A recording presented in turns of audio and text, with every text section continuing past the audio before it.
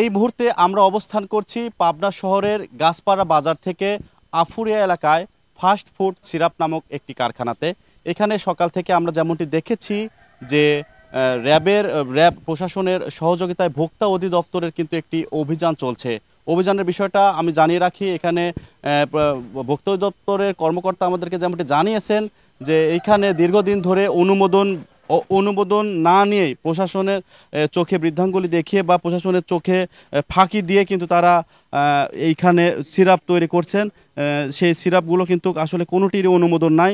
আমি একটু আপনাদেরকে একটু দেখানোর চেষ্টা করছি। এখানে দেখতেই পাচ্ছেন যে সিরাপ যেটা রয়েছে সেটা হলো ফার্স্ট কিংস আপ নামক একটি সিরাপ আমরা দেখতে পাচ্ছি।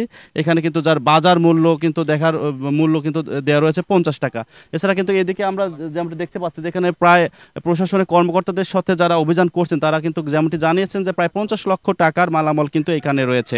আমি একটু কথা বলবো, সরাসরি যুক্ত করব এখানকার যিনি প্রশাসনিক কর্মকর্তা র্যাব 12 স্কোয়াড কোম্পানি কমান্ডার রয়েছেন তার সঙ্গে। আমি একটু জানবো আজকে যে অভিযানটা হচ্ছে সেই বিষয়ে। গোপন সূত্রে যে এখানে ফাস্ট ফুড নামক একটা প্রতিষ্ঠান, এরা অনুমোদনবিহীন এবং ভেজাল শিশুদের জন্য জুস তৈরি করছে, নকল জুস, ম্যাঙ্গো জুস, লিচু জুস এসব।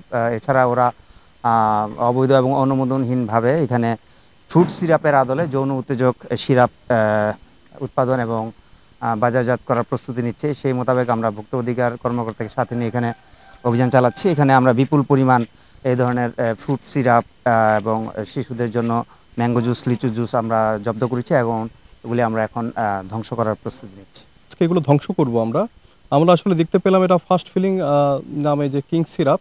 এই সিরাপগুলোর আমি বিএসটিআই এবং ওষুধ প্রশাসন দুখানের কাছ থেকে আমরা যারা তথ্য নিলাম, এটা হচ্ছে অননুমোদিত এবং অনেক আগে বিএসটি একসময় দিত, কিন্তু তারপরে তারা এরা বন্ধ করে দিছে এবং তারপর থেকে এখানে নিয়মিত তারা এখানে খোঁজ খবরে তারা আসছে এবং তারা সবসময় এটাকে বন্ধ পেয়েছে। তো আমরা আজকে আসলে গোপন তথ্যের ভিত্তিতেই পেয়েছি যে আজকে এখানে এই ট্রাকে তাদের লোড হচ্ছে এই যে প্রোডাক্টগুলো নিষিদ্ধ প্রোডাক্ট এবং এগুলো আসলে কোনো রকম কোনো অনুমোদনই নেই। এবং সেক্ষেত্রে আসলে আমরা যখন এগুলো পেলাম, তো তখন আমরা আসলে র্যাবের সহযোগিতায় আমরা এগুলো আজকে এগুলো ধ্বংস করছি। সারিবদ্ধভাবে ছড়ানো ছিটানো রয়েছে অবৈধ যেটাকে বলা হয় অনুমোদনবিহীন যৌন উত্তেজক সিরাপ। এছাড়া কিন্তু এই সিরাপ কিন্তু দুই প্রকারের রয়েছে, ছোট সিরাপও রয়েছে, বড় সিরাপও রয়েছে, যার বাজারে কোনো প্রকারের অনুমোদন নেই। অর্থাৎ বিএসটিআর কর্মকর্তার সঙ্গে কথা বলেছি, তারা কিন্তু আমাদেরকে বলছেন যে দীর্ঘদিন ধরে একটি প্রতারক চক্র বিএসটিআর নাম কেউ ব্যবহার করছে, কেউ ব্যবহার করছে না, কিন্তু নাম ভাঙিয়ে বাজারজাত করে আসছেন, যা সম্পূর্ণ অবৈধ। আসলে মাহমুদুল হাসান রনি অর্থাৎ ভোক্তা অধিদপ্তরের কর্মকর্তা বলছেন যে দীর্ঘদিন ধরে তারা এরকম কার্যক্রম চালাচ্ছেন, তাদেরকে বারবার হুঁশিয়ারি দিলেও তারা কিন্তু কোনো রকম থেমে থাকেনি।